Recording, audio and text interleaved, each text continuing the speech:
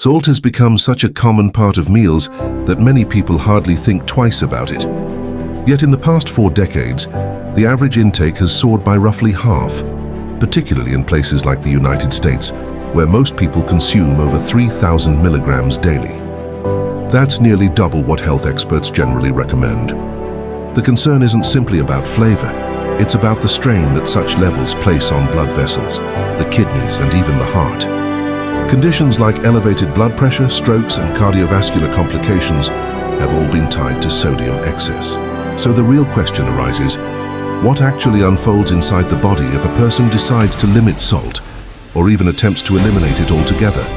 The outcomes are quite different, depending on whether you merely reduce it or cut it completely. At first, consider what occurs on a modest low-sodium plan, somewhere between 1,500 to 2,300 milligrams per day. Within the first several days, you may not notice much on the surface. You won't suddenly feel different, but biologically important shifts are happening. Your kidneys, which play the vital role of filtering and balancing fluids, immediately begin regulating blood pressure more effectively. When hydration levels are adequate, they encourage the body to flush excess water. When fluids are low, they signal thirst and help retain what's already there. This mechanism aims to keep the correct ratio of salt to water within blood and tissues. The problem with consuming too much sodium is that the body cannot create its own. It has to come from what you eat. Normally, the kidneys discard what isn't necessary, but with years of heavy intake, this system struggles. Sodium begins to linger, and once it builds up, it pulls water into the bloodstream through osmosis, increasing overall fluid volume. That extra volume is what drives pressure higher against vessel walls, and over the years that additional strain becomes linked with serious diseases. Lowering sodium reduces this burden, and studies consistently connect a reduced intake with healthier blood pressure over time. After a couple of weeks on a lower salt approach, something else often shifts: stress levels.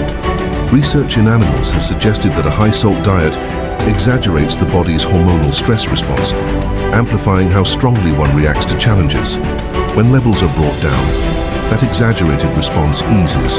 Though human studies are still ongoing, scientists suspect that salt consumption may influence anxiety and even aggressive reactions.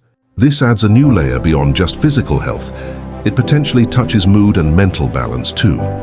A month into cutting sodium, you might notice another effect: less bloating. One of the largest dietary studies, often referred to as the DASH sodium trial, demonstrated that sodium has a dose-dependent relationship with water retention. The more salt people consumed, the more bloated they became, regardless of what diet style they followed. Reducing salt proportionally reduced puffiness and water weight.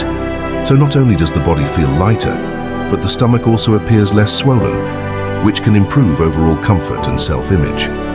The long-term payoffs of reducing salt are even more striking.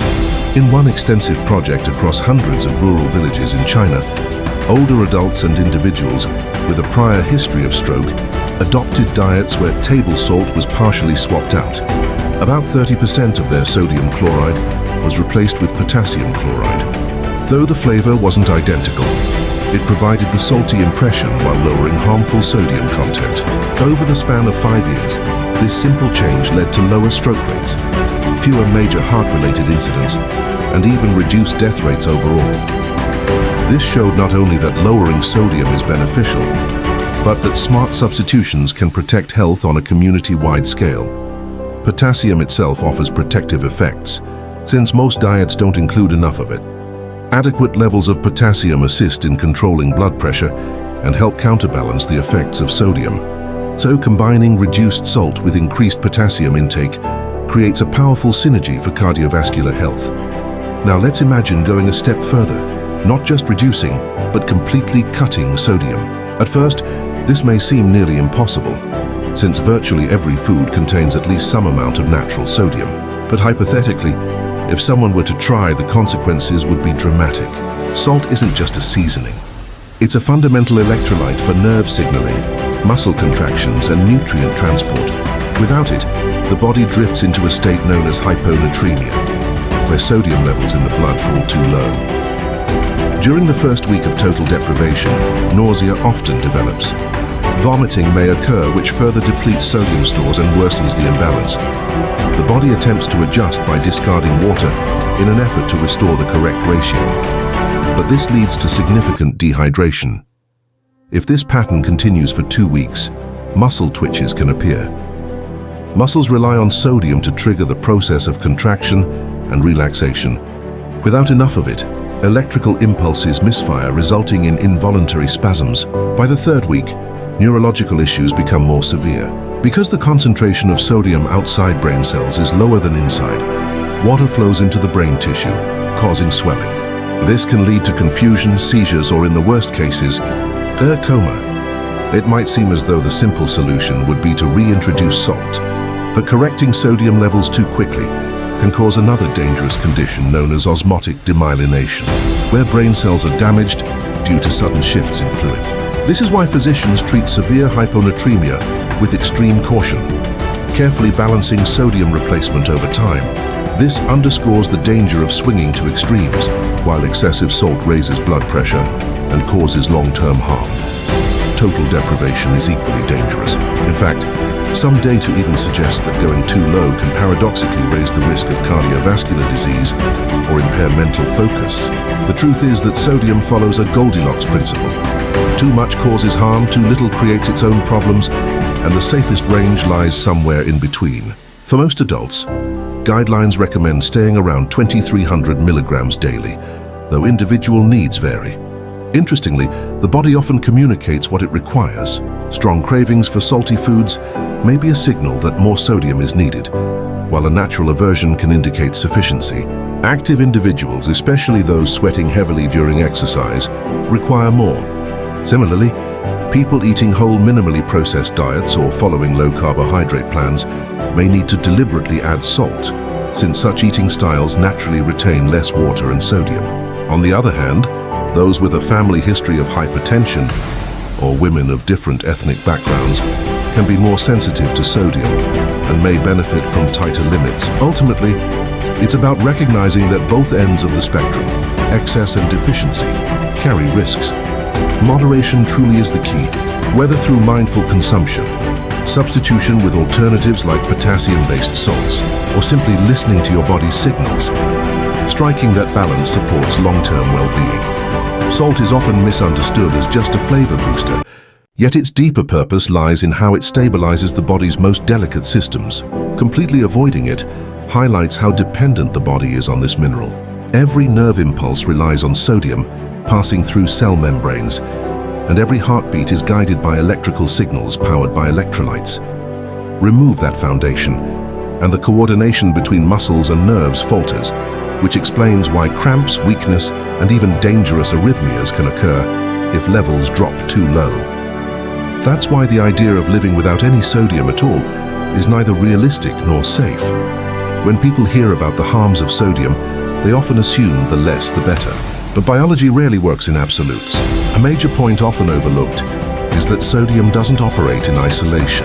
It interacts with potassium, magnesium, and chloride, forming a network that governs hydration, circulation, and performance.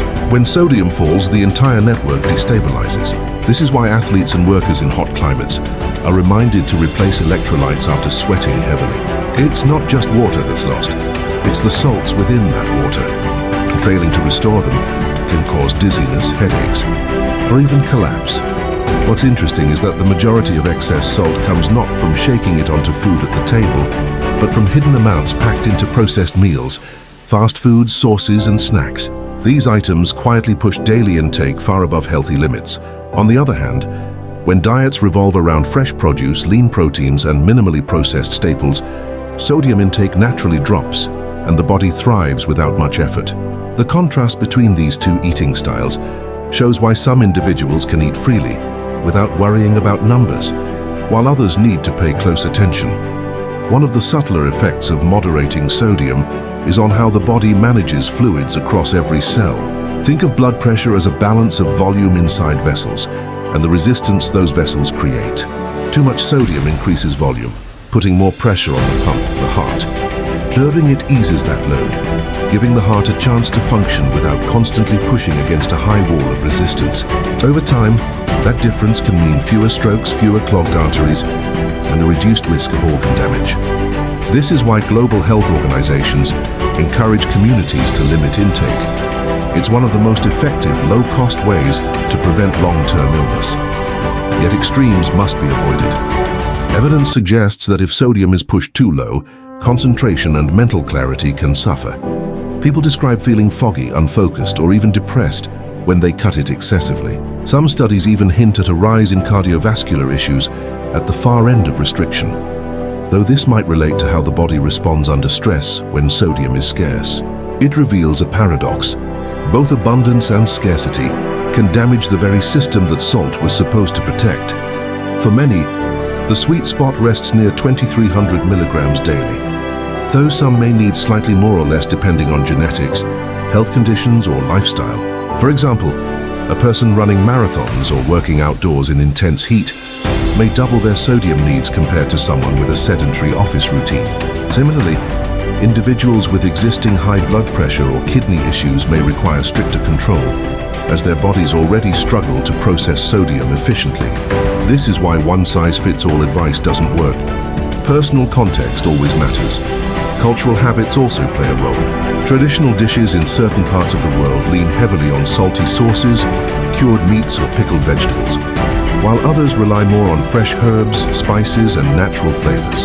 Awareness of these differences helps explain why some groups develop hypertension earlier or more frequently than others. Women across ethnicities, in particular, have shown greater sensitivity to sodium, meaning even moderate increases in intake can trigger sharper rises in blood pressure compared to men. This highlights the importance of personalized recommendations rather than broad generalizations. The lesson here is not to demonize salt altogether, but to respect its dual nature. In moderation, it is essential for survival, enabling nerve signaling, digestion, and hydration. In excess, it becomes a silent threat, building pressure within vessels and damaging organs over time. With complete absence, it triggers chaos, leading to swelling in the brain, dehydration, and potentially fatal consequences. Like many substances in biology, the dose makes the difference between medicine and poison. What people can do is adopt practical habits that tilt the balance toward health without obsessing over every gram. Cooking at home using whole ingredients naturally limits excess intake. Substituting part of regular salt with potassium-based alternatives can enhance flavor while lowering risks. Paying attention to food labels can reveal just how much hidden sodium sits in everyday items, from breads to cereals to canned goods. And above all, listening to the body's cues, such as cravings after sweating or aversion when levels are sufficient, remains a simple yet powerful guide. In the end, the story of salt is really the story of balance. It reminds us that extremes on either end lead to problems, while the middle path preserves vitality. Our bodies are finely tuned machines that need both precision and flexibility, and sodium is one of the levers that keeps that machinery stable. Recognizing this truth allows us to enjoy food, protect health, and live with fewer risks of chronic disease. By respecting both the benefits and dangers of salt, we gain the freedom to use it wisely rather than let it control our well-being.